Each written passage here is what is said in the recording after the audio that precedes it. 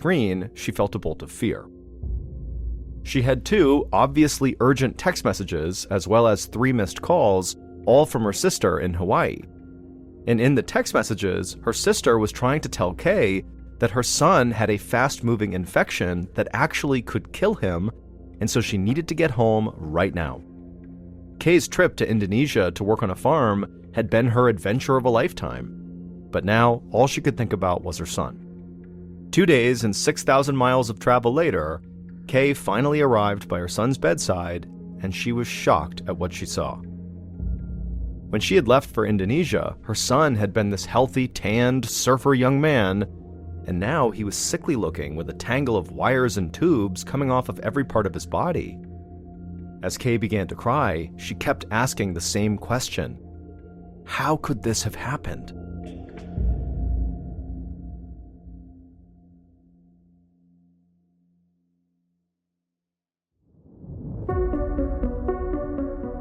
From Ballen Studios and Wondery, I'm Mr. Ballen, and this is Mr. Ballen's Medical Mysteries, where every week we will explore a new baffling mystery originating from the one place we all can't escape, our own bodies. If you like today's story, please stop by the Follow Button's house while they're cleaning, and then kindly offer to dust off all their furniture. Once they say yes, open up the vacuum and empty all of its contents all over their furniture, and then leave.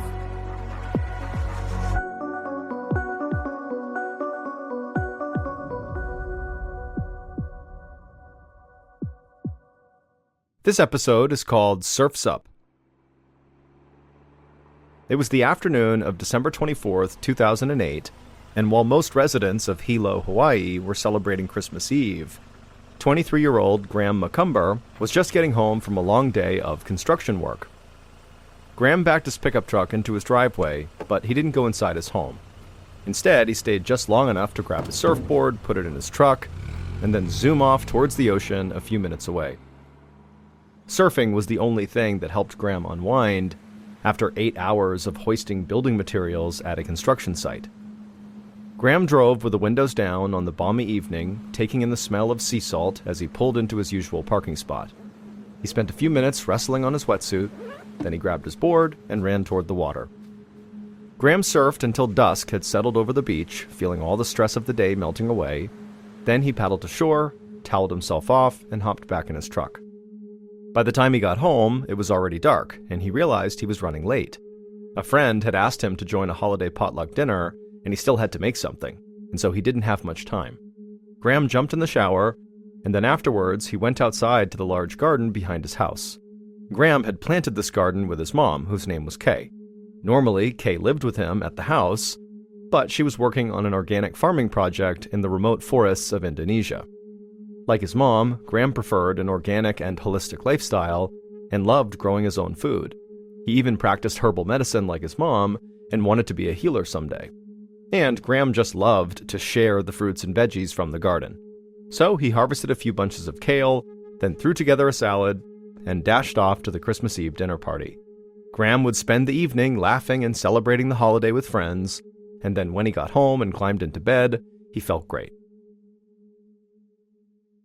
The next morning, though, on Christmas Day, Graham woke up with a splitting headache, even though he had not drunk any alcohol at the party the night before. He lay in bed without moving for a few minutes, and slowly the throbbing subsided. He rolled out of bed and stood to get dressed, but then his arm started to itch. And so he began to scratch it, but just as he did, another itch began on his leg. Soon, Graham felt itchy all over his body, but when he checked the spots that itched, there was no visible rash of any kind on his skin. And no matter how hard he scratched every spot, there was just no relief. Graham had never felt this way before, and it made him really anxious. He wished he could talk to his mom and ask her advice, because she would know what bundle of herbs to chew or what tea to drink, but obviously she was gone in Indonesia. However, his mother's sister, Aunt Lynn, she knew a lot about holistic cures too. So he called her, and she told him to come over right away, and so Graham grabbed his car keys and headed out the door, itching himself the whole time. The drive to Lynn's took about 15 minutes, but today it felt like an eternity for Graham. By the time he arrived, Graham's arms and legs were bright red from all the scratching he was doing, and his stomach was starting to churn. He felt like he was going to throw up. He let himself in through the front door and called out to his aunt. She came in from the kitchen with a concerned look on her face, just as Graham collapsed onto the couch. Lynn asked Graham to tell him how he was feeling, and he told his aunt that the itching all over his body felt like it was actually under his skin, and so he just couldn't actually itch it. And he said his stomach felt like it was being twisted into knots. Lynn quizzed him on what he'd eaten or touched over the past 24 hours, but Graham assured her that he hadn't done anything new and was not allergic to anything he'd touched or eaten at the potluck. Lynn thought for a moment, and then she told Graham she'd be right back. Graham closed his eyes and tried to relax as his aunt went outside to her garden. A few moments later, Aunt Lynn came back with a handful of peppermint and some other herbs for his stomach and headache. Graham had used these traditional remedies before, and in the past they had given him some comfort. And so he thanked his aunt and took what she had given him, and then after a while, once he felt like his stomach was settling down, he said goodbye to his aunt and headed home to try to get some rest. When Graham got home, he flopped into his bed and closed his eyes. But although his stomach was feeling better and his headache was gone, the itching had now turned into a deep burning sensation. It felt like his blood vessels were on fire, and the throbbing in his temple had come back. It was a dull pain while Graham was lying down, but the moment he stood up, it felt like someone was driving an ice pick into his forehead. That afternoon, he called his aunt back to ask if he could spend the night at her house. He was in a lot of pain and wanted someone close by in case something bad happened. She agreed to drive over and pick him up. After a very uncomfortable car ride, Graham shuffled his way into Aunt Lynn's guest bedroom. He climbed into her bed and fell asleep instantly, sleeping through the night. The next morning, December 26th, Graham woke up with a shooting pain in his temple. It was so strong, a wave of nausea rose up in his throat. Graham ran to the bathroom and barely made it to the toilet before he threw up. Moments later, Aunt Lynn was kneeling next to him, rubbing his back as he hung his head over the toilet bowl. His aunt's hand on his back made Graham feel a bit better, and he asked her if she wouldn't mind making him some ginger tea because he thought that might help too. And Graham was surprised when he heard his aunt say no. And then he felt his aunt pat his back one more time before she stood up and told him that as much as she and the rest of their family believed in these traditional remedies, it was now time to go to the hospital.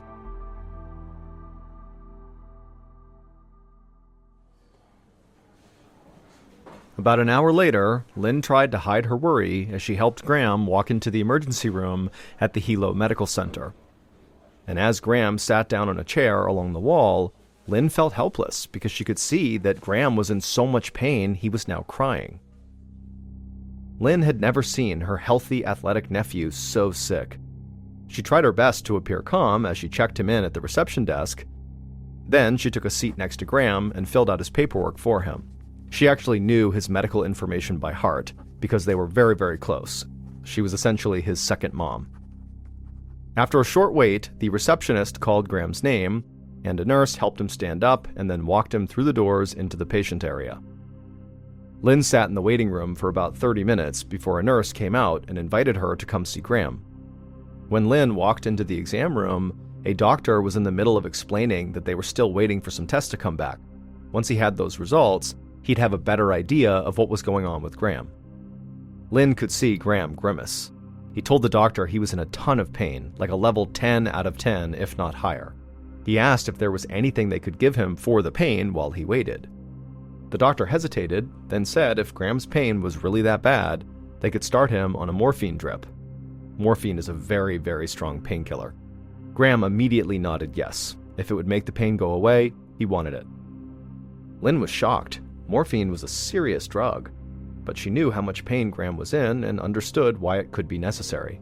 Aunt Lynn gave her nephew a comforting smile and then sent a text to Graham's mother, Kay, letting her know that her son was sick. But they were at the hospital and Graham was getting cared for, and Lynn promised Kay that she would update her if Graham got any worse. A few hours later, Lynn was walking back from the vending machines when she saw Graham's doctor approach his bed.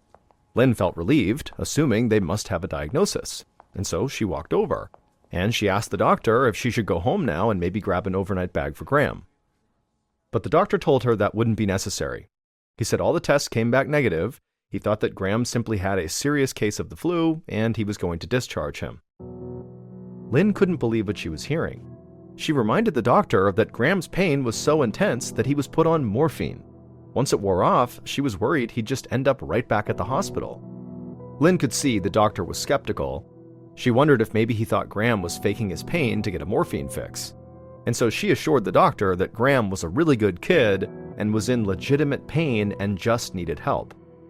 The doctor promised Lynn that he believed Graham was in severe pain, but his symptoms were consistent with just a bad flu and did not require further treatment at the hospital. He was pretty sure Graham would be better in a couple of days, but he told Lynn to bring him back if he did take a turn for the worse. Lynn disagreed, but there was nothing she could do. The ER was discharging Graham, and she had to take him home. So Lynn waited while Graham signed a few release forms and then helped him back to the car.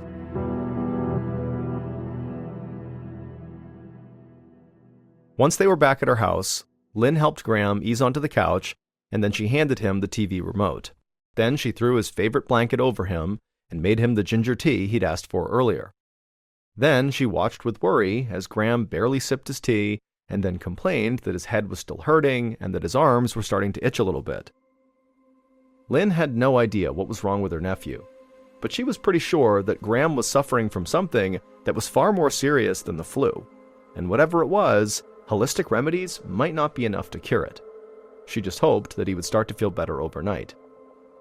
But the next morning, when Lynn woke up, she heard Graham crying out for help from the guest bathroom. Lynn ran to the bathroom and knocked on the door and asked what was wrong, and from the other side of the door, Graham said that his bladder felt really full, but he couldn't urinate. Then, in a more quiet voice, Graham said he felt like he was dying. Lynn knew that Graham was right to be worried. If he couldn't relieve himself, his bladder could literally burst. A ruptured bladder can lead to blood infection, kidney failure, and even death. And so Lynn told Graham that they were getting back in the car, going back to the hospital, and they were not going to leave until Graham got the help he needed. When they arrived at the hospital, Lynn helped Graham to crawl out of the back seat where he had been lying. Then he leaned on her as he hobbled towards the sliding glass double doors that led to the emergency room. As they got closer, a nurse noticed them and ran toward them with a wheelchair. Graham was very grateful as the nurse helped him sit down, and right away he kind of slumped over in the chair. The nurse asked what was going on, and as Graham cradled his aching head, Lynn explained that her nephew was no longer able to urinate. Graham could feel the nurse speed up as she pushed him inside. Minutes later, an ER doctor explained to him that they needed to put in a catheter to relieve the pressure on his bladder. From there, they'd admit him to the hospital for treatment.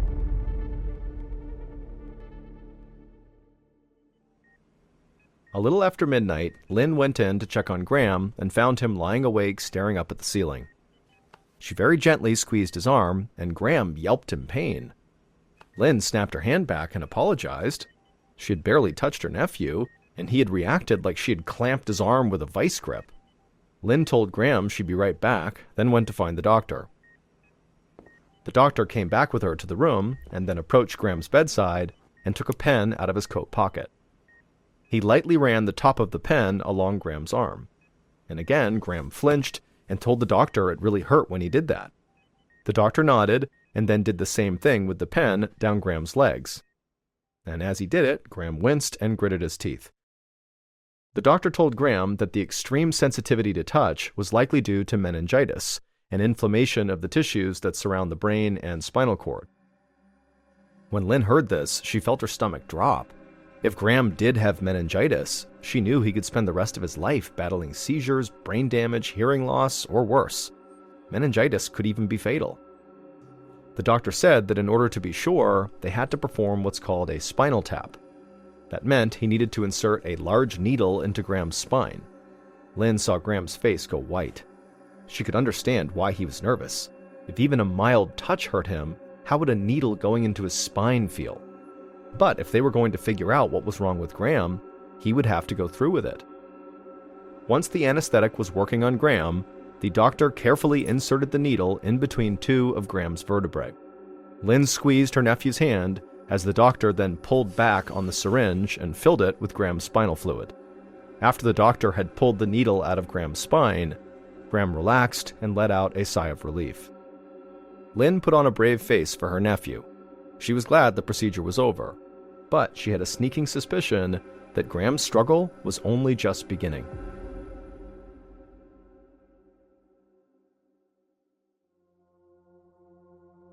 A few hours later, Graham's mother, Kay, stared in disbelief at her cell phone. While she was asleep on the other side of the world in Indonesia, she had somehow missed 2 text messages and 3 phone calls from her sister Lynn. The sisters had been texting for the past couple of days, so Kay was already aware that Graham was in the hospital, but this barrage of attempts to contact her could only mean one thing: something bad must be happening with her son. Her heart was pounding as she called her sister back, steeling herself for devastating news. When Aunt Lynn answered, she was crying. She told Kay that Graham had just tested positive for meningitis and was now fighting for his life. She needed to come home right now. It took Kay 2 full days of travel to go from the remote forests of Indonesia all the way back to Hawaii. And as soon as she landed, she hopped in a cab and went straight to the hospital. The moment she saw her sister, Lynn, waiting in the parking lot, Kay broke down in tears. Kay had spent the whole flight mentally preparing herself to see her son in the condition he was in, but she still felt totally shocked as she rounded the corner into his room and actually saw him. A tangle of wires and tubes seemed to be attached to every part of his body. He was pale and sickly looking, nothing like the healthy, tanned surfer that Kay had left a few months ago. His blonde hair was greasy and clung to his face. Graham was awake, but barely. His voice was hoarse as he said hello to his mom and gave a weak smile. Kay immediately rushed over and gave her son a hug. She promised Graham she was there to help and she would work with his doctors to make sure he got better. A few minutes later, Graham's doctor walked in and updated Kay on Graham's condition. Although they knew he had meningitis, the doctor believed it was actually a sign of a deeper underlying disease in his brain and spinal cord. One big hint was Graham's continued inability to urinate, something called Ellsberg syndrome. It really didn't make any sense that Graham could have this condition. Ellsberg syndrome is most often caused by West Nile disease, a mosquito-borne illness that has never been detected in Hawaii, and Graham had never tested positive for West Nile disease. But at least doctors could test for West Nile, which causes swelling in the brain. Other potential triggers for Ellsberg syndrome were even more devastating to the brain, but there was no test for these conditions until the disease was more advanced. So Graham's doctors were still essentially at square one. Kay just prayed they could keep her son stable long enough to find the answer.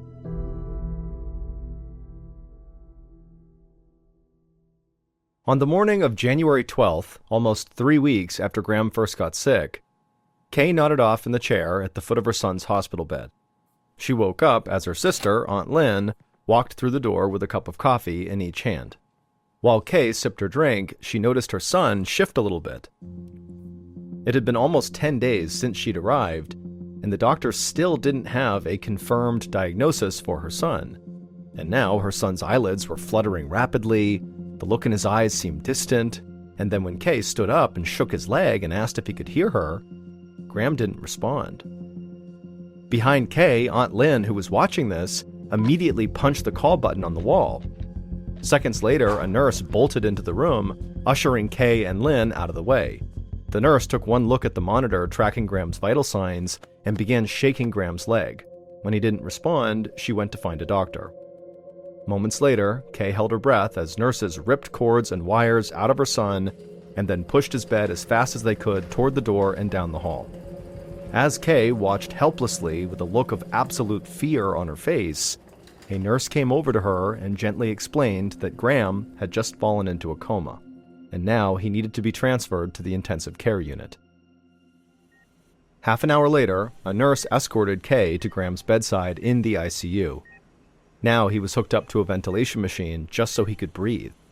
A feeding tube was down his throat. Graham was on life support now. Without these machines, he would die. Graham's doctor assured Kay that Graham was stabilized for the time being, but the meningitis was only getting worse, and the Hilo Medical Center didn't have the resources to care for Graham any further. They needed to transfer him to a bigger hospital in Honolulu, the capital city of Hawaii.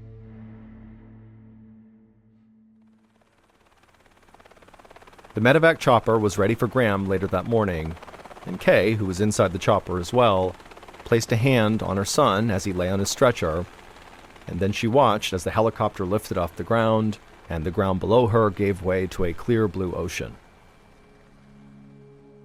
A short time later, Kay and Graham landed at the hospital in Honolulu, and Graham was quickly whisked away to the ICU at that hospital.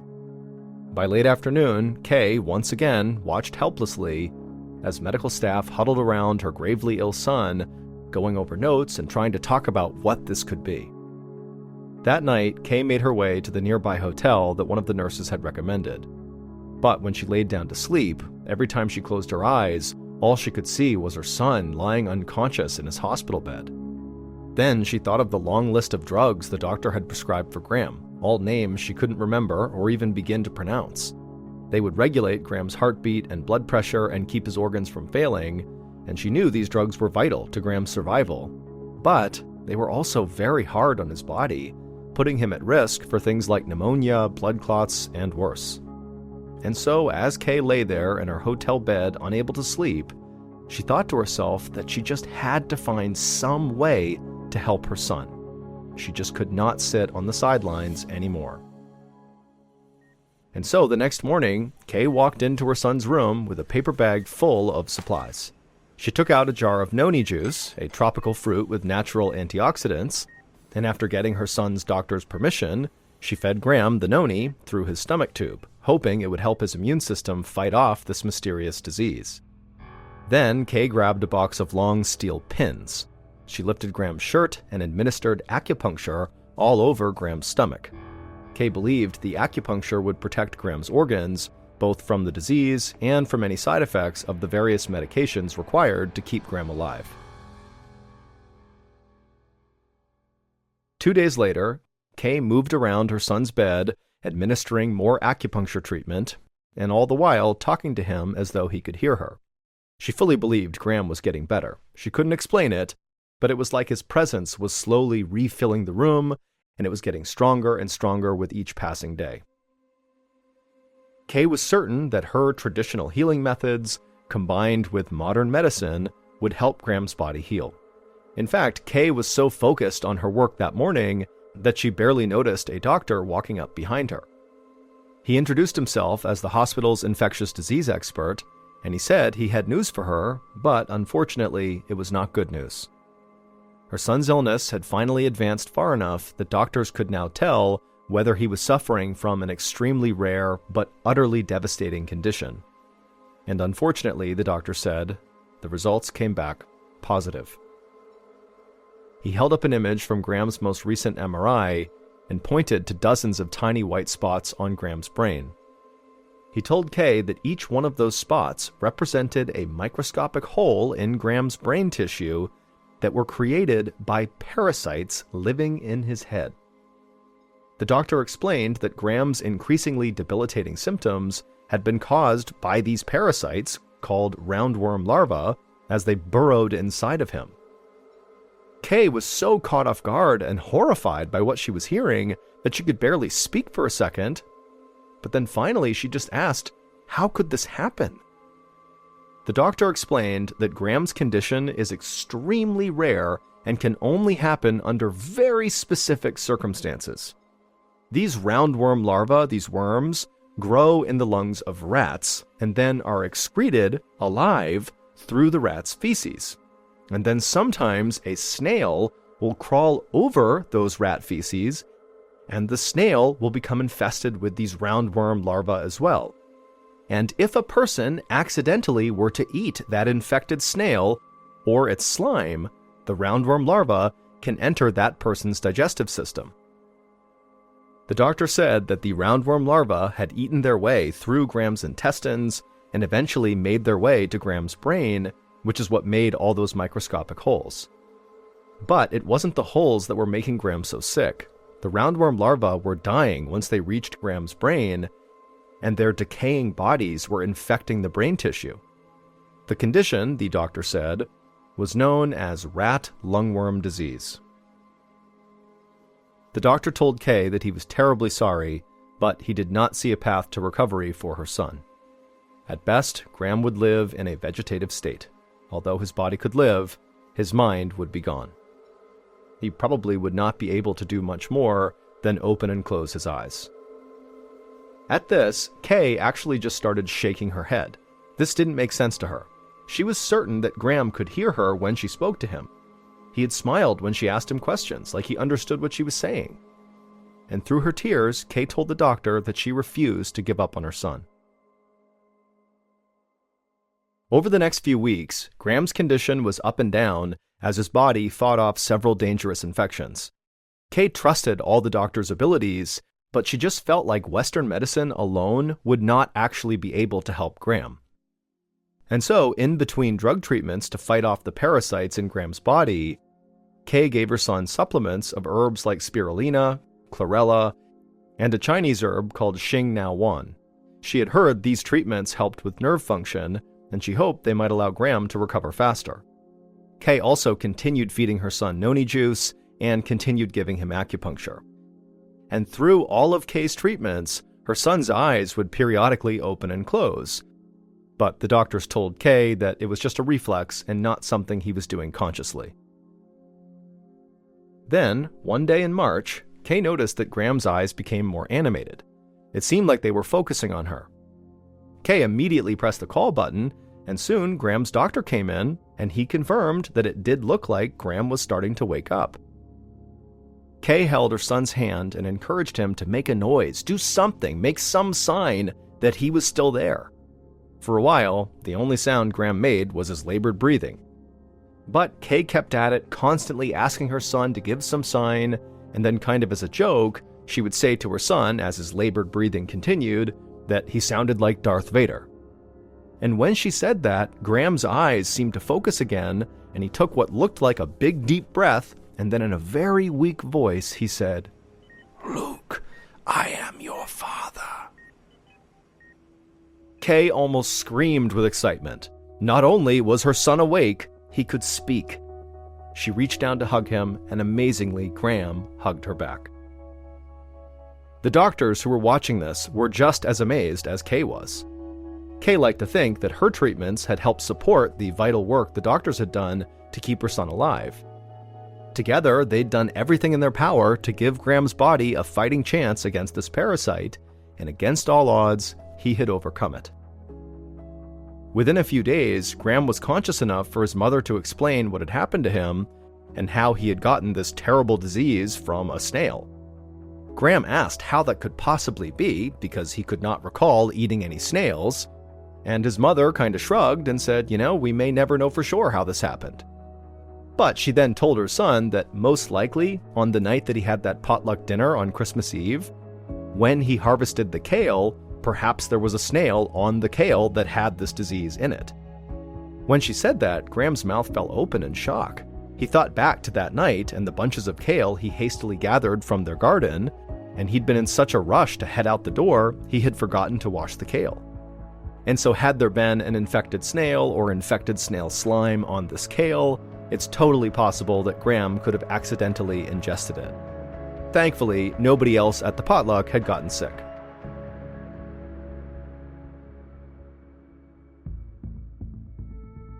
On April 30th, after more than 4 months in the hospital, Graham was finally able to return home.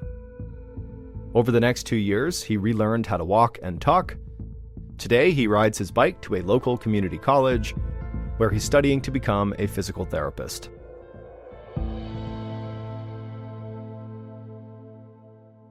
Teenager named Eben and his father would regularly go hunting in the Georgia backcountry. When Eben turned 14, his father befriended a very wealthy landowner in Georgia who offered them access to one of his best private hunting areas. And just a couple of days later, on October 5th, Eben and his father would take him up on the offer. They woke up super early and they drove out to the edge of this property that was actually fenced in. And they went to a main gate where they had the combo that this guy had given them. They punched in the combo, opened up the gate, drove in, shut the gate, locked it, and then continued down the access road. They followed this road for about 2 miles where it came to a stop right outside of this huge forest.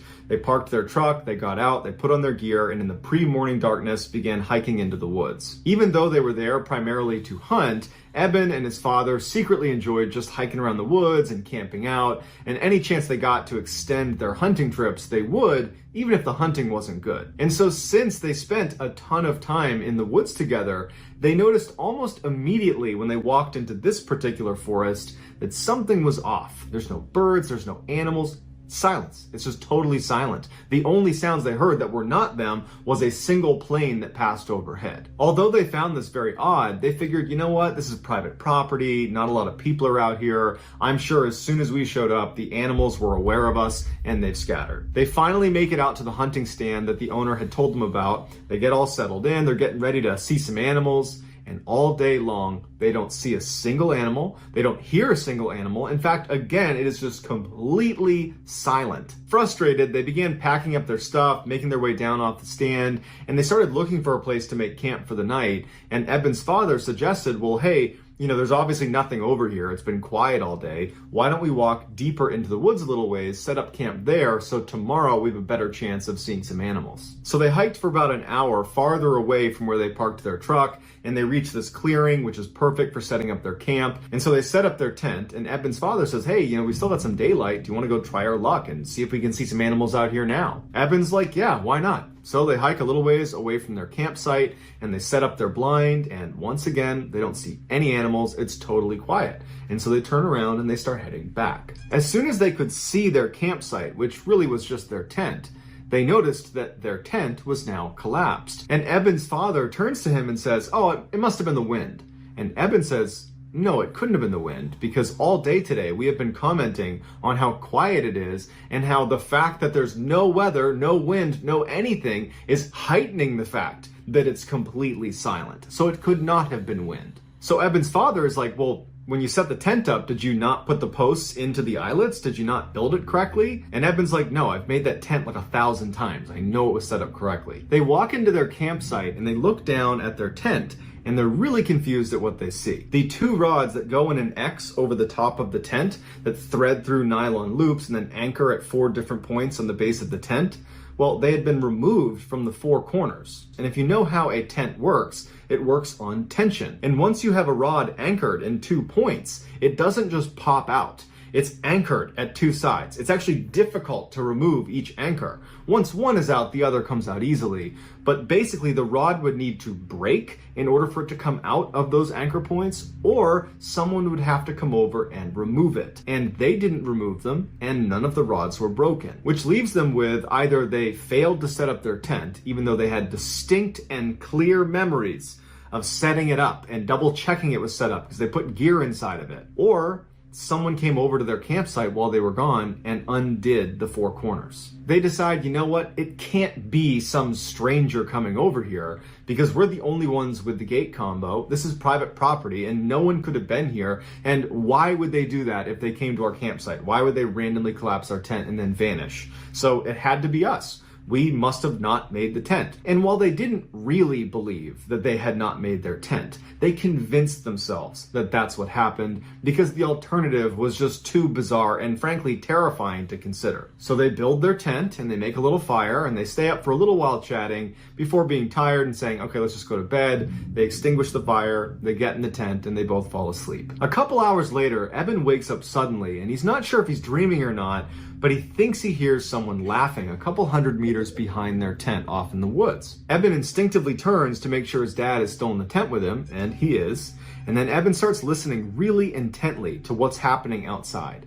And all he can hear is silence, like it's been since they got in the woods. He doesn't hear any more laughter, and so he says, okay, I must have just been dreaming, and there wasn't any laughter out there, and eventually Eben goes back to sleep. A little while later, Eben wakes up suddenly again, except this time his dad is already awake and looking around anxiously.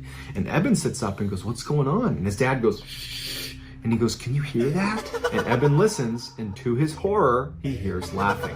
He wasn't dreaming before. Eben also realizes the laughter is not coming from the same area he heard it. It's now coming from the opposite direction and it's a lot closer to them. Eben very quietly and carefully explains to his dad that he actually heard this laughter a couple hours earlier, and Eben's father turns to Eben and says, "Before we came out here, I asked the owner, should we expect any other hunters or campers or anybody nearby? And the owner said, this is private property and it's fenced in. There is no one there but you guys." After this revelation, they both turn their attention back to just listening because they're hoping this is just going to stop and whatever this is just going to leave.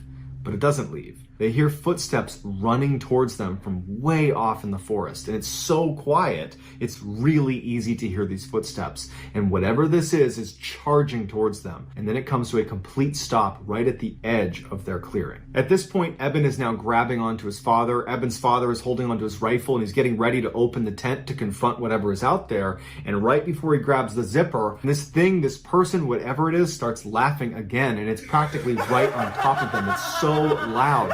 They can hear it clear as day right there, right outside their tent. And Eben's father takes a deep breath. He grabs the zipper, and as soon as he begins moving it, the sound the zipper made causes the laughter to stop. They don't hear footsteps, so they know probably something's still out there. But the laughter stops like it's recognized that they're making noise. They're right there. There they are. They're in the tent. Eben's father freezes with his hand on this zipper, and he's debating whether he should go outside or not. And before he can even make that decision, whatever this thing is turns around and runs back into the woods, and it's just gone. And for several minutes, they just sit like that in total silence, praying that whatever this is gone for good.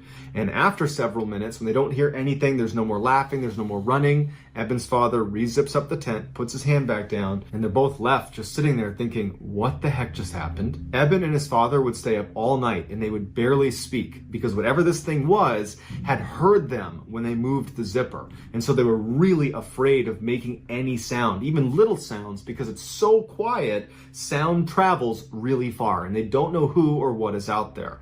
And so in silence, holding their guns, they're just waiting for the sun to come up. And as soon as it did, they were up and out of there, literally running out of the forest, checking over their shoulder the whole time, all the way back to their truck. And so to this day, they have no idea who or what the heck was running around out there. And they told the owner of the property about it. And the owner just said, it's not possible. We have a totally gated in private piece of property, and there are cameras watching the only entrance. And you are the only ones that went in or out over that time period. And prior to that, we monitor this property. Nobody else was in there. In the summer of 2013, a young woman named Katie and her father decided to go camping at one of their favorite campgrounds in the Sierra Nevada mountain range. Katie loved going camping with her father because he was this totally accomplished outdoorsman, and he used to be a wilderness guide for much of his life, and so she just always felt like she was in great hands whenever she was out in the wild with him, and she had kind of become a fairly accomplished outdoorswoman herself. When they arrived at the campground, the parking lot was packed with cars, and they're like, shoot, I wish we'd called ahead a couple weeks ago and reserved a site because they're probably not even available now. But they went to the front desk and they were like, you're in luck, we have one available, but it's the one that's way over there. It was this one campsite that was kind of isolated from the rest of the campground. It was far away from the bathhouse, it was far away from where you go swimming, and it was far away from the parking lot. It was just like really inconvenient. And whenever they came camping here, it was like the one site they didn't want to use. But beggars can't be choosers. They were happy to even have a site. And so they drove all the way down this little road into this very isolated campsite, kind of in the middle of this forest. Once they got there, they began setting up their respective tents because they were not going to be staying in the same tent.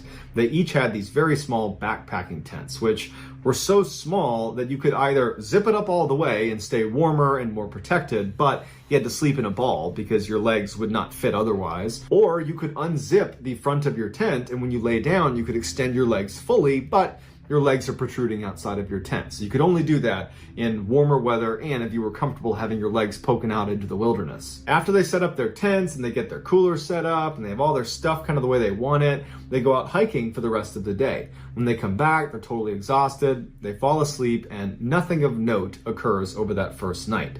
The next day they get up, they go back out, they go hiking all day all over again, and they come back that night and they are totally exhausted again. And they get into their tents and they go to bed.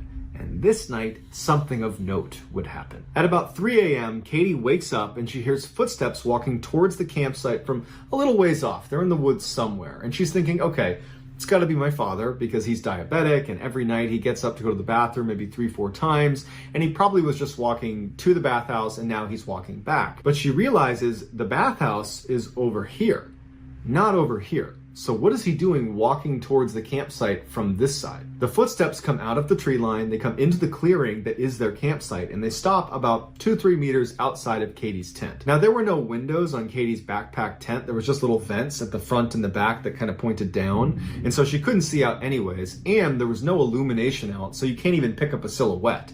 It's just total darkness out there. She can't see who's out there. She can only hear them. But she's thinking, okay, maybe my dad got lost coming back from the bathhouse because he didn't have a flashlight and he walked too far. That's possible. Or, he could have decided to relieve himself just in the tree line, even though he's not known to do that. He's a guy that goes to the bathhouse. And so she's running through these scenarios that are convincing her that, oh, that's just my dad. But what she really wants to hear is that person walk away from her tent and get into her father's tent, because that will confirm in her mind that that was her father.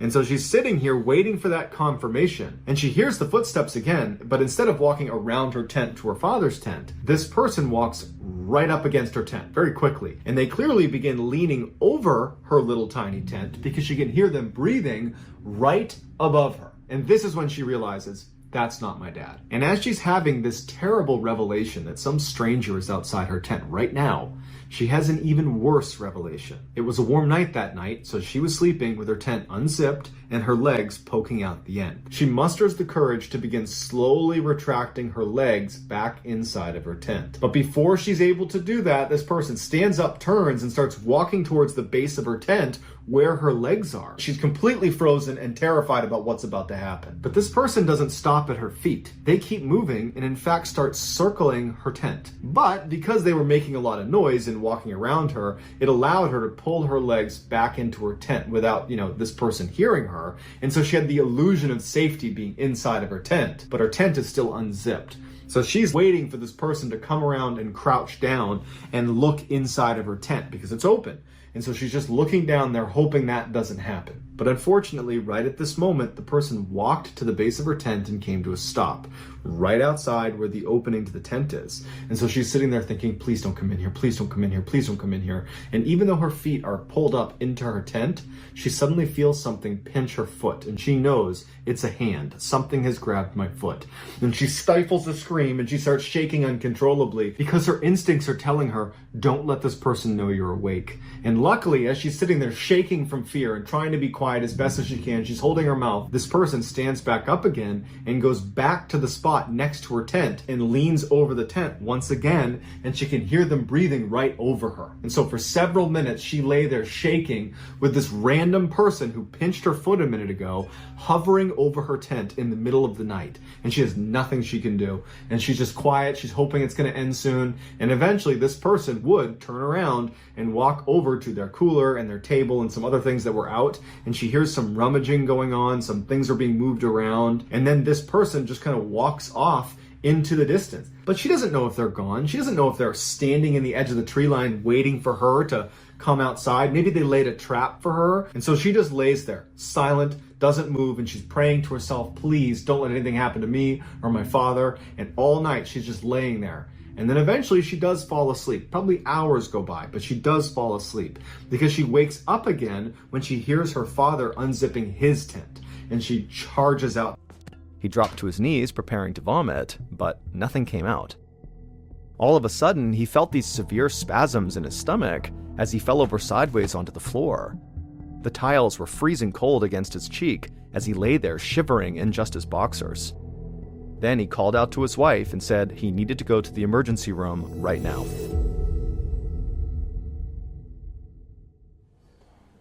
Later that afternoon, Thomas sat next to Amy in the emergency room's crowded waiting room. His blood had been drawn by a nurse, and he was waiting for the results. Thomas's phone pinged.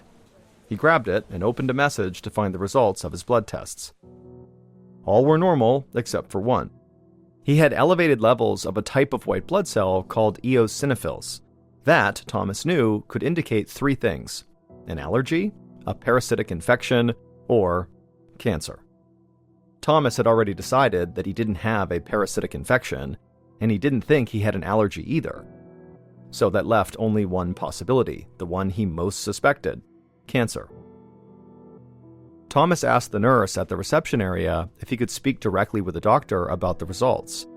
She told him that they had a long list of patients that day with serious problems that required immediate attention. Thomas could wait if he wanted, but it would likely be 4 or 5 hours until a doctor could see him. Thomas considered his options. He was pretty sure he did have cancer, but he knew he likely was not in any sort of immediate danger because of the cancer.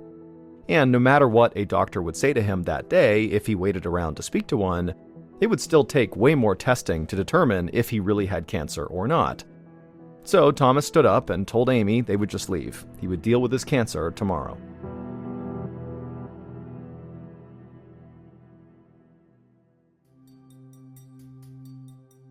The next day, Thomas sat across the desk from his primary care physician. The doctor looked at the results on his computer as Thomas tried to describe his symptoms. And then at some point, the doctor asked Thomas about his diet and routines. And then after hearing what Thomas had to say, the doctor glanced up from the screen and told Thomas that, you know what, this is probably a dietary issue. And then he suggested Thomas try a grain-free diet. Thomas was stunned. He wanted to be screened for cancer. And now his primary physician was telling Thomas, a cancer specialist, to just try a grain-free diet? It seemed kind of asinine. And so Thomas just stood up and curtly thanked the doctor, and then took back the test results and left the building. 4 days later, Thomas was sitting at his dining room table with his laptop open in front of him when he got the best news he had received in a very long time. The results of the CT scan he'd finally been allowed to take had just come back. And the results were normal. He did not have cancer. Thomas felt an enormous wave of relief, but now he was more puzzled than ever. The pain in his abdomen had not gone away. He had barely eaten in the past 4 days, and he had now lost 22 pounds since he had returned from that rafting trip. And so Thomas was back to trying to figure out what was going on with him himself. And so while sitting at the dining room table, he began scanning through his journal with all of his symptoms he had recorded, while also going on his computer and looking up possible obscure disorders that might fit his symptoms. And as he clicked through these medical sites, he turned his attention to a chronic digestive disease in which white blood cells build up inside of the intestines, causing pain and bowel obstruction.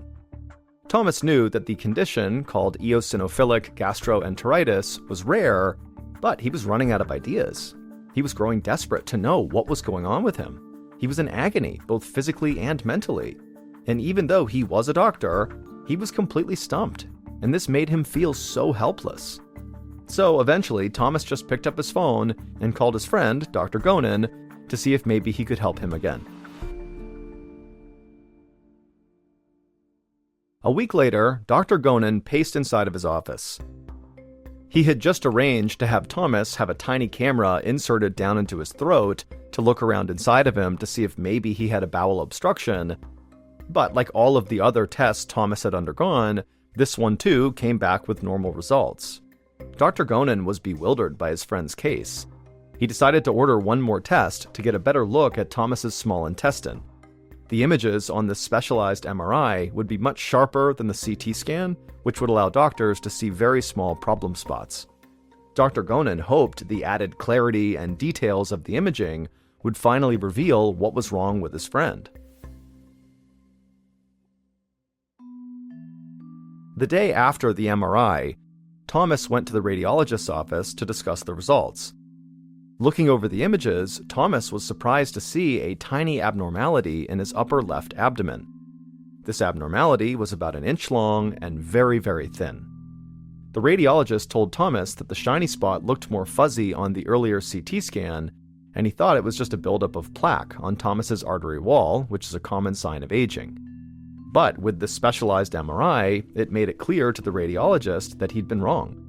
Something strange was going on inside of Thomas's stomach. Then the radiologist had an idea. He was curious to see if this weird spot was stationary or moving around inside of Thomas, and so he offered to do another CT scan right then to find out. Thomas agreed, and they performed the scan immediately. And sure enough, It showed that the weird spot had moved in just a few weeks between one CT scan and the next. But before the two men could decide what to do about this weird, moving, skinny spot inside of Thomas's stomach, the radiologist noticed something else that required immediate attention. It might explain Thomas's chronic pain too. Thomas leaned in and saw on the image that there was another small spot. The doctor told Thomas that it was a gallstone, a hard mass that was growing in his gallbladder. Thomas and the radiologist stared at each other. Gallstones can cause severe pain and cause serious problems if left untreated. And so Thomas's inflamed gallbladder needed to be removed immediately. On September 13th, Thomas underwent surgery to remove his gallbladder. In the last moments before the anesthesia knocked him out, Thomas prayed that he was about to be rid of the terrible stomach pains he had endured for 2 months. A few hours after the operation was over, Thomas lay in a hospital bed resting with Amy by his side. His surgeon entered the room, walked to Thomas's bedside, and stood there grinning. The surgeon said that he had successfully removed the gallstone and the inflamed gallbladder, but that was actually not what was making Thomas sick after all. The surgeon explained that while he had Thomas's abdomen open, he decided to investigate that tiny, thin spot, the trouble spot, from the MRI scans. And he found something he had never seen before in his entire career, something that totally explained all of Thomas's symptoms: his severe stomach pain, his nausea, his weight loss, and his constant fatigue. The surgeon pulled a small vial from his pocket and held it up for Thomas to see. It contained a small object about the size and shape of a needle. Thomas asked what it was, and the surgeon said he wasn't sure, but it was very sharp and it was inside of Thomas's intestines. And so no wonder he was in so much pain. From the looks of it, it was almost like Thomas had unintentionally swallowed a needle. Thomas leaned back in his bed, staring at this little thing inside of the vial. He couldn't believe that such a small object had caused so much misery. But he was obviously very relieved that the ordeal was now over. However, he knew he would not be able to rest easy until he figured out what this thing was that he swallowed and how he actually swallowed it. A few days later, Thomas took the object in the vial to a lab for analysis. The analyst found that it was a thin metal wire just under 1 inch long. What's more, they found a carbon pattern on the metal that exactly matched burned barbecue sauce. Thomas thought back to that last night on the Colorado River during the rafting trip and the delicious meal his guide had grilled for the whole group around the fire. That was the last grilled meat he had eaten before he started getting sick. Now everything was clear. The black metal object found in Thomas's intestine was likely a metal bristle from the brush his guide had used to clean the grates of the grill on that magical final evening of their trip. Thomas chuckled. He always knew that he would keep his memory of the Colorado trip for the rest of his life, but he didn't realize that he had also swallowed a little souvenir that would force him to remember.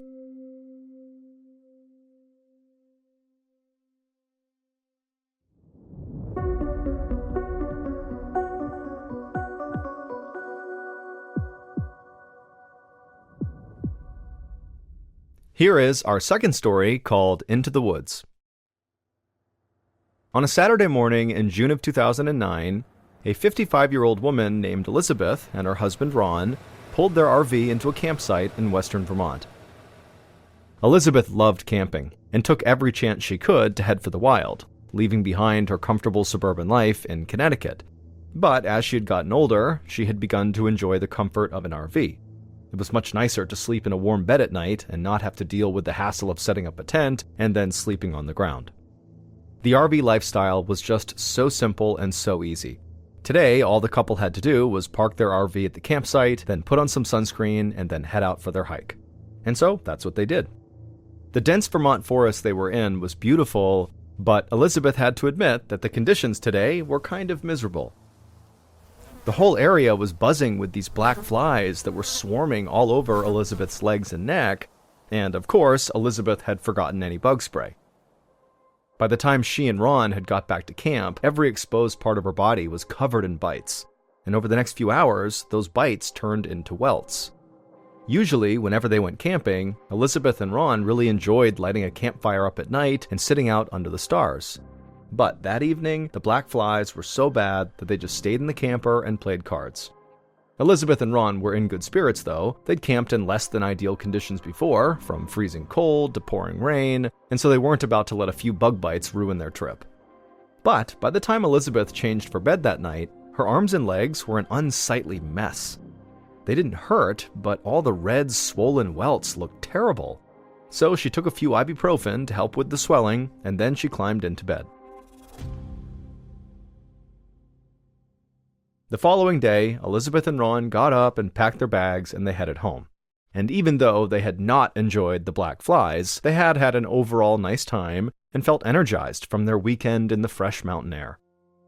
But for the rest of the week that they were home, Elizabeth battled this terrible on-again, off-again headache, and the welts from all those black fly bites were not going away. Elizabeth spent the following weekend at her niece's house in Long Island, New York. She was excited to catch up and spend some quality time with her family.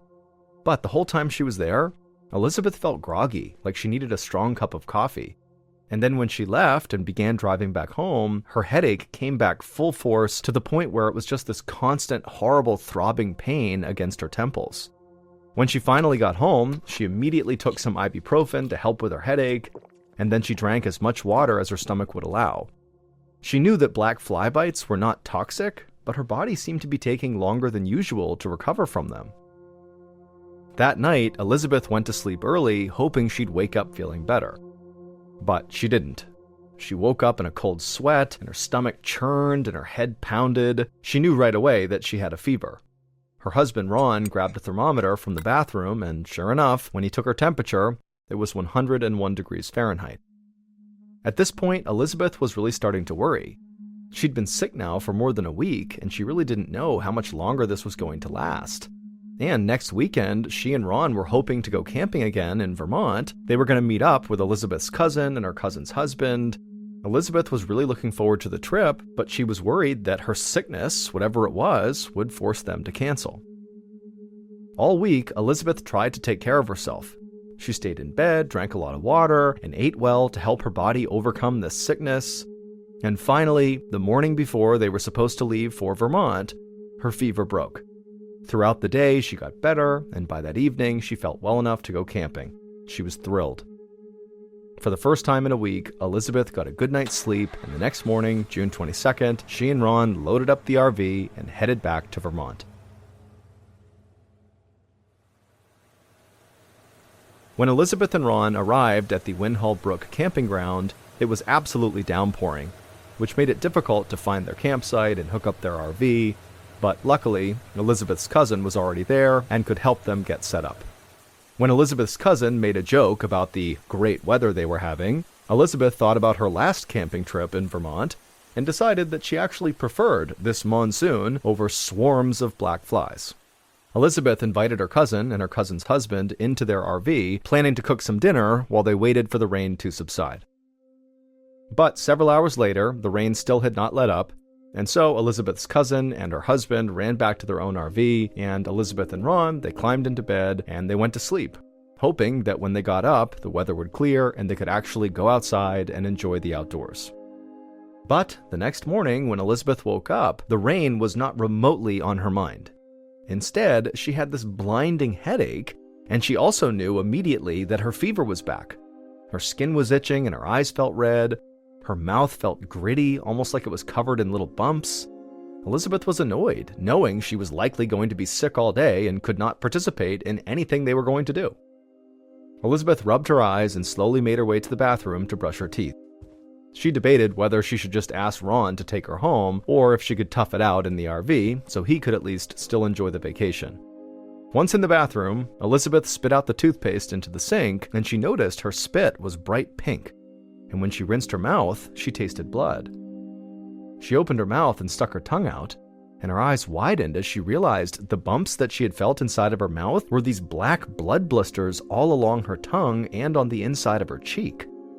Elizabeth started to feel panic rising in her chest, and so she hurried out of the bathroom and over to her cousin's RV. Luckily, her cousin's husband was actually a doctor, And so he had Elizabeth stand in their kitchenette while he looked around the inside of her mouth with a flashlight. And after a minute, he turned off the light and just shook his head. He said he had never seen a condition like this before, and he urged her to go to the hospital. Within minutes, the RV was packed up and Ron was sitting behind the wheel. Elizabeth needed to use the bathroom before they headed off, but when she urinated, it burned. Now Elizabeth was truly worried. These were not flu symptoms. Elizabeth made her way to the passenger seat up front, sitting beside Ron. By this time, her headache was back and worse than ever. She popped an ibuprofen as they pulled out of the campground, but nothing took the edge off the pain in her head or the itching that had developed all over her body. It took 2 hours of driving down winding country roads to get to the nearest emergency room in Brattleboro, Vermont. To Elizabeth, every single time they hit a bump in the road, it made her nauseous with pain. By the time they arrived, Elizabeth was in pure agony. Ron parked the RV, then walked around to the passenger door to help Elizabeth get out. When she saw him, she smiled at him, but she could see his eyes were full of fear.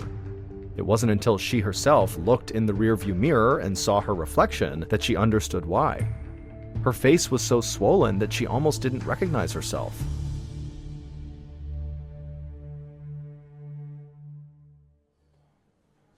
About 5 hours later, Dr. Teresa Fitzharris walked into her office at Brattleboro Memorial Hospital, ready to start her overnight shift. She put her purse under her desk, then went to check on Elizabeth, who was her first patient of the night. When Dr. Fitzharris walked into Elizabeth's hospital room and looked at Elizabeth, the doctor tried to hide her shock. Elizabeth's throat, chest, torso, and entire back were covered in a bumpy red rash. Dr. Fitzharris played it cool, but she'd never seen a rash this bad before. Elizabeth also had a fever of 101.6. Her heartbeat was also elevated, and her eyes were so swollen she could barely see out of them. Dr. Fitzharris sat down next to Elizabeth, and then Elizabeth began to recount the last 2 weeks of sickness and misery and all the symptoms she'd experienced since getting bit by all those black flies. Dr. Fitzharris pulled 2 rubber gloves out of a cardboard box in the storage cupboard. She put them on, then gently ran her hand down Elizabeth's arms and back. And as she did this, she frowned. She was confident that this was actually not the result of black fly bites. But Dr. Fitzharris couldn't think of any other condition that would cause a rash like this. And until she could figure it out, Elizabeth was very likely to continue to get worse. At a minimum, the rash could cause serious, lasting damage to Elizabeth's skin. Her eyes could be damaged as well, and there was no telling what this mystery condition could be doing to the inside of Elizabeth's body. Dr. Fitzharris didn't really know where to start with Elizabeth, so she just ordered some x-rays and blood work, and then went to go check on a few other patients while she waited for those things to happen.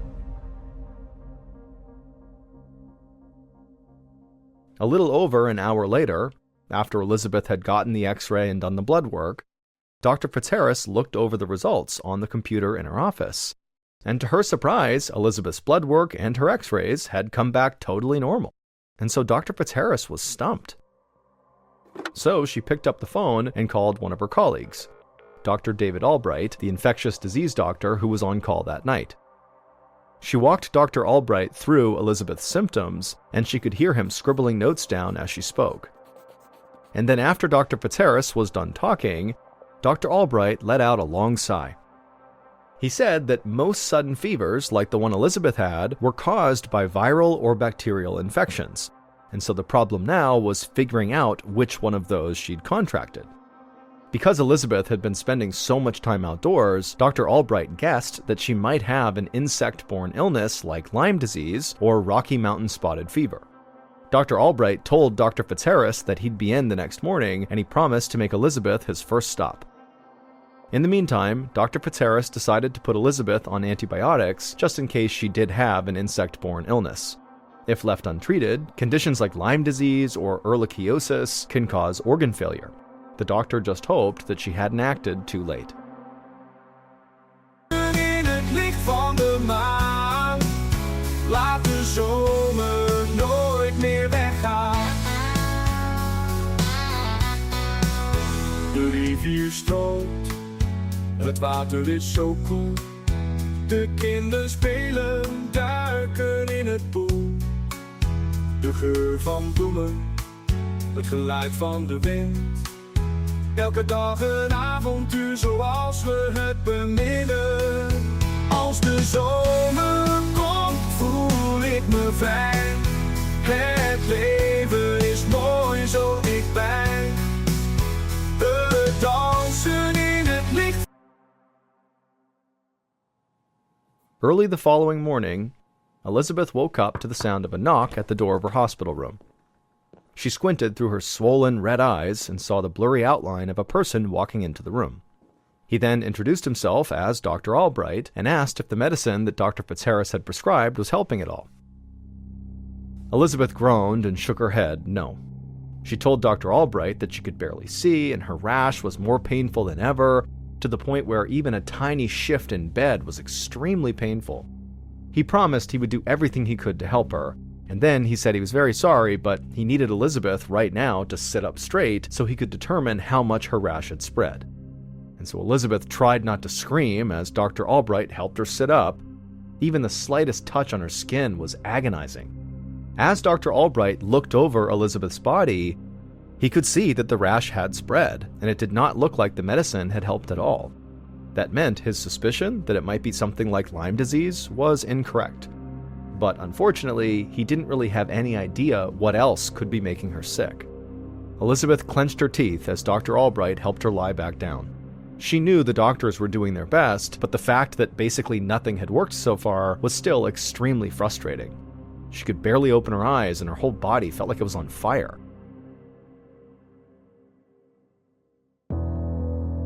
About an hour later, Dr. Albright reappeared in Elizabeth's doorway. This time, Elizabeth could make out a second figure standing next to Dr. Albright. Dr. Albright explained that he'd brought a colleague with him who was a dermatologist, or a skin doctor, and his name was Dr. Jorge Crespo. Dr. Albright wanted Dr. Crespo to take a closer look at Elizabeth's rash. He hoped that if they could determine what kind of reaction this was, it might inform them what was actually making her sick. Elizabeth braced herself for pain as the doctors once again helped her sit up so Dr. Crespo could look at her. He spent a few moments examining Elizabeth's rash, checking her eyes and the inside of her mouth. Then Elizabeth saw him nod to Dr. Albright, as if to confirm a suspicion. He told Elizabeth that she had a rare but severe kind of allergic reaction called Stevens-Johnson syndrome. Dr. Crespo explained that she'd ingested something that triggered an incredibly violent response from her immune system. Her body was so desperate to get the allergen out of her system, it attacked the deepest layers of her skin, causing the blistering rash that now covered her whole body. Soon, he believed, the top layer of her skin would start peeling off. It would look worse before it felt better, almost like she'd suffered a severe burn. None of what the doctor was saying made any sense to Elizabeth. She assured Dr. Crespo that she hadn't ingested anything unusual over the past 2 weeks.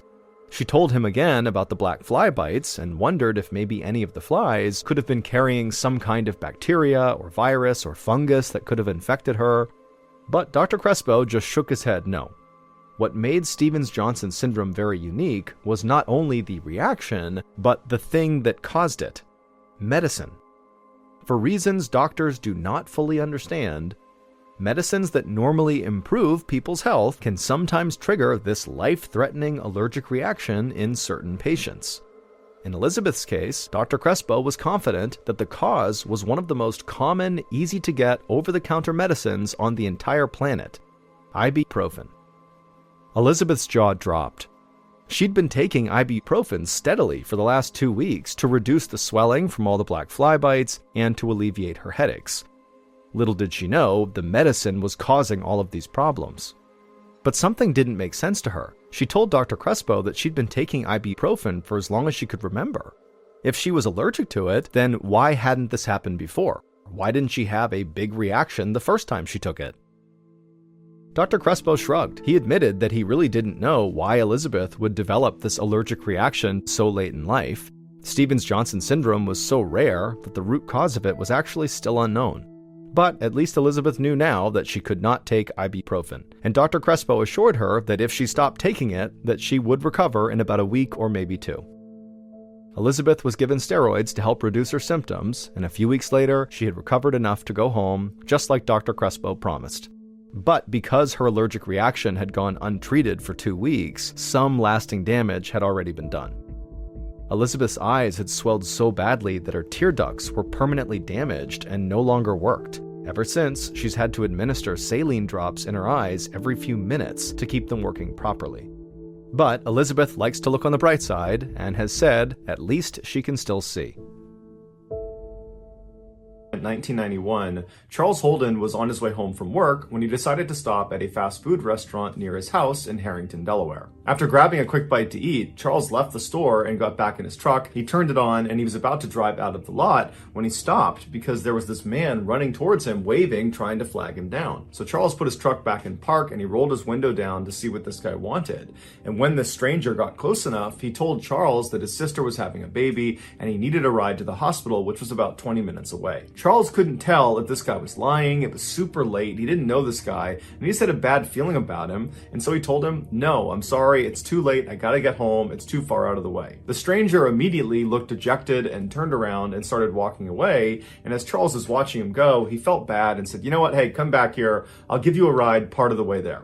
And so the stranger smiled, hopped in his passenger seat, and they took off. Charles drove him approximately 3 miles in the direction he had asked to go before pulling over on the side of the road and telling him, "This is as far as I'm going to take you." Charles lived only about a block away, and he didn't want to drive too far away from home so late at night. But the stranger, upon hearing he was being let out so soon, suddenly became angry and began fumbling in his pocket like he was going to get a knife or some sort of weapon, and he starts screaming at Charles, "Hand over your keys, hand over your wallet, or I'm going to kill you." Charles, meanwhile, was on edge, just being in the car with this guy because he had a bad feeling about him, and so he immediately jumped into action. He turned off his truck, he ripped the keys out of the ignition, and he leapt out of his truck and started running. Charles saw way off in the distance was a convenience store, and he figured he could run to there and get some help. But as he's running, he turns around and sees the stranger has also leapt out of the car and was now sprinting up to him with a screwdriver in his hand. And this stranger was running really fast. He was gaining on Charles, and soon Charles realized he wasn't going to make it to the convenience store before this guy caught up to him. And so at some point, Charles just stops, he turns around and he puts his hands up and he says, okay, I'll give you a ride wherever you want to go, and then you can have my keys, my wallet, you can have anything you want. And so the stranger runs right up to Charles and he stops and he smiles because he's very pleased with this result. And he pokes him with the screwdriver and kind of gestures for him to go back to the truck. So Charles walks back to the truck with the stranger right behind him with the screwdriver periodically poking him in the back. They finally get to the vehicle and the stranger tells Charles to get in the car and then wait. But as soon as Charles sat down, he fired up his truck and sped off before the stranger could hop in the passenger side door.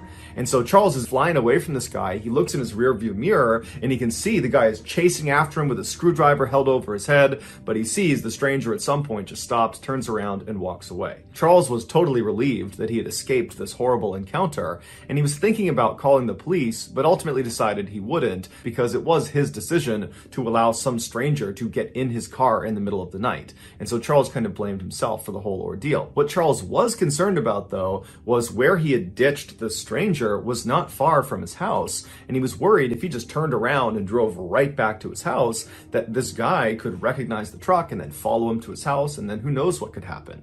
And so Charles decides he's just going to stay outside of town and drive around for a while to make sure this stranger is long gone by the time he comes back. So after about an hour of doing just that, driving around outside of town, Charles goes back into Harrington, Delaware, and he gets on his street, and he's shocked when he sees the stranger who had just tried to kill him is walking down the road right in front of him. But luckily, the stranger did not hear or see Charles pull onto his street, and so Charles immediately throws it in reverse and he gets out of there and he drives off. At this point, Charles decides he needs to tell police because he doesn't know if this stranger actually knows him and that maybe he's targeting him and he's waiting for him at his property. And so he calls 911 and he tells the dispatcher about what had happened earlier and how this guy is now lurking around his property. And the dispatcher tells him they'll send an officer out to him. And so a few minutes later, an officer showed up at the payphone where Charles was, and they told Charles they would escort him back to his property, and if the stranger was still out in the area, they would arrest him. And so the two of them made their way back to Charles's property. They get there, the stranger's long gone, and then Charles goes into his house. There's no sign of a break-in. There's no sign that anyone was near his property. And so Charles thanks the officer. He feels totally relieved. But before the officer leaves, he asks him if he wouldn't mind doing a quick sweep of his mother's property. She lived right behind Charles on the other side of some bushes. He told the officer her name was Dorothy. She was 70 years old and she lived alone. And he just wanted to make sure nothing happened to her. So the officer said, no problem, I'll go check in on her. So the officer leaves Charles and goes across his backyard through those bushes into Dorothy's backyard. And right away, he can see the back window on the back door has been smashed and the door itself is slightly ajar. And so the officer draws their pistol and they go up and they enter the house and they look inside. They're yelling for Dorothy, but there's no answer. It's totally dark in the house. It's totally silent. And so after searching the first floor and finding nothing, they make their way up the flight of stairs and they find blood at the top of the landing. And they follow this trail of blood and it brings them into one of the bedrooms where a woman is sprawled out on a bed. It was Dorothy. She had been stabbed to death. It would turn out, after Charles had ditched the stranger and sped off without him, the stranger, whose name was Gilbert Cannon, began looking for a place to sleep. And the house he ultimately selected just happened to be Charles's mother's house. After Gilbert broke in through her back door, he saw Dorothy coming down the steps to confront him, and because he was worried she'd be able to identify him, he attacked her with a screwdriver. Gilbert would later tell police that the attack on Charles was completely random. He was just at this fast food restaurant, he saw Charles get into his truck, and he thought to himself, if I can get in that guy's truck, I bet I can rob him. And then after this failed robbery, when Gilbert is out looking for a place to sleep and he breaks into this house and this woman comes down the stairs that he attacks and kills, he has no idea that this woman, Dorothy, is Charles's mother. The entire night was one big, horrible coincidence. Gilbert would plead guilty to the murder and would be sentenced to life in prison without the possibility of parole. In 1949, 15-year-old problem child Ken Rex McElroy dropped out of school and moved to a tiny farming town called Skidmore, Missouri. There, he began his life of crime, which consisted primarily of theft. At night, he would drive his truck onto Skidmore residents' property, and he would steal their livestock, alcohol, grain, food, antiques, anything he could get his hands on and that he could sell, he would take. And if the owners ever caught him in the act, he would just raise his rifle at them and tell them to go back inside and never report it to the police or he would kill them. And because Rex was this big 270-pound monster of a man who was known for having a bad temper and for being really aggressive, people generally just did what he asked and his crimes went totally unreported.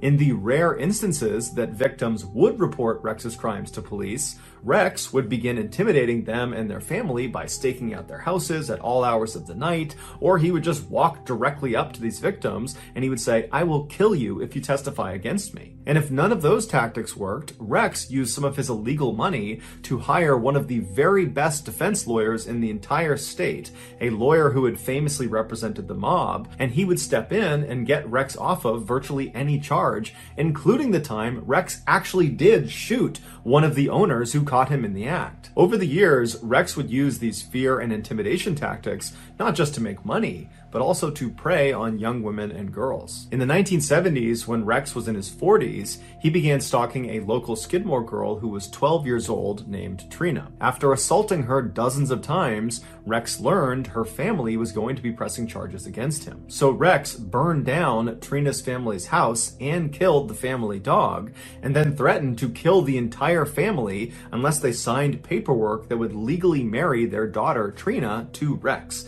This would protect him legally in case they pressed any charges against him. After the family finally relented and signed off on the marriage, Trina was forced to come live with Rex at his house, and within 2 years, she became pregnant. After the birth of her child, she took her baby and tried to run away from Rex, and she ran back to her family's new house, and she was hiding there, but Rex tracked her down. He took her and their baby back, and then Rex proceeded to burn her family's house down again, and again killed their new family dog. By the end of the 1970s, Rex wasn't only just the most hated person in Skidmore, he was the most destructive person. He had hurt so many people in town, but it seemed like no one could do anything about it. It was like he was untouchable. Then a single piece of candy changed everything. In 1980, one of Rex's children was at a local grocery store in Skidmore when they were caught stealing a piece of candy. When the shopkeeper asked the child to put the candy back, they refused, and it caused this huge fight. And before long, Rex has found out about this huge fight,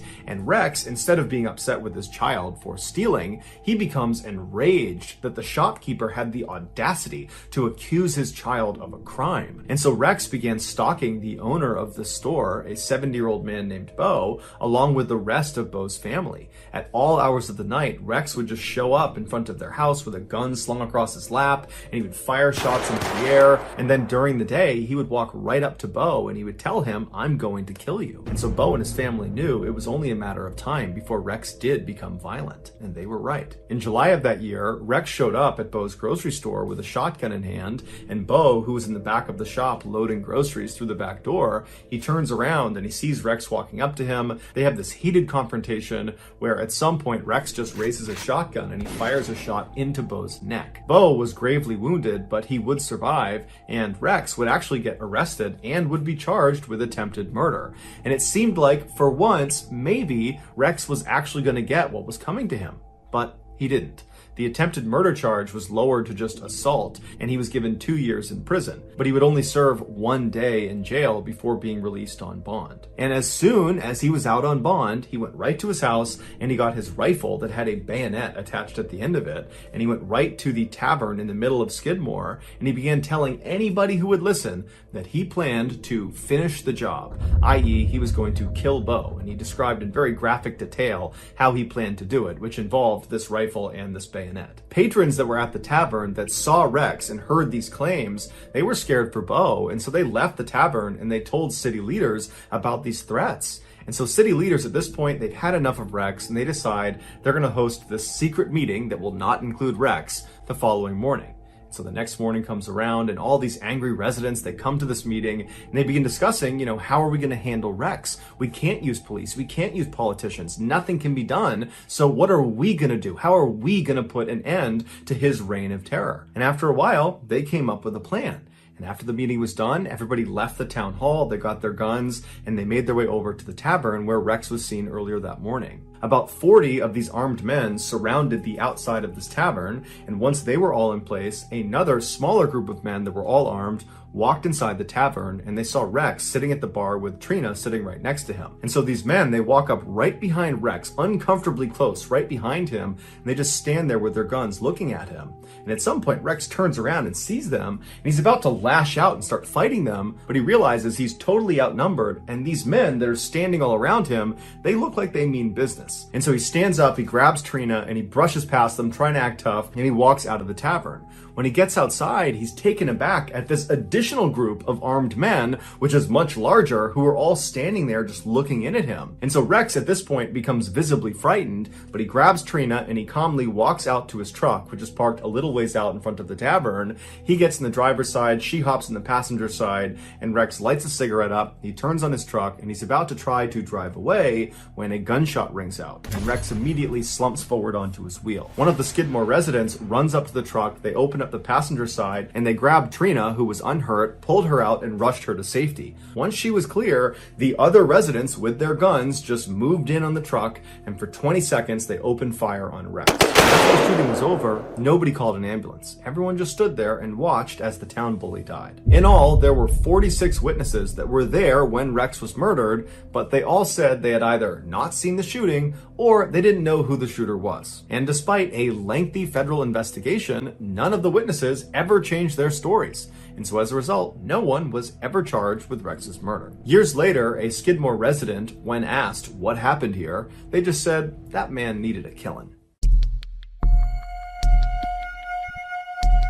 On the morning of March 18th, 1990, a young woman named Karen parked her car just outside of the Isabella Stewart Gardner Museum in Boston, Massachusetts. This famous museum is home to over 15,000 pieces of priceless art from ancient Rome, medieval Europe, Renaissance Italy, Asia, the Islamic world, and 19th century France and America. The outside of this 4-story building is strikingly plain, but inside is strikingly gorgeous. There is this lush green open-air courtyard that sits right in the middle of the museum that all of the galleries look down into. Karen was an art enthusiast, and she was a security guard at this museum, and that day she was on duty. After parking her car, she got out and walked her way over to the employee entrance, and there she pressed the buzzer and announced her arrival to the 2 night shift guards that she would be relieving. But after a few seconds, the night shift guards did not respond to her, and they did not unlock the door. And so after a little while, Karen pressed the buzzer again and said, "I'm here, can you please open the door?"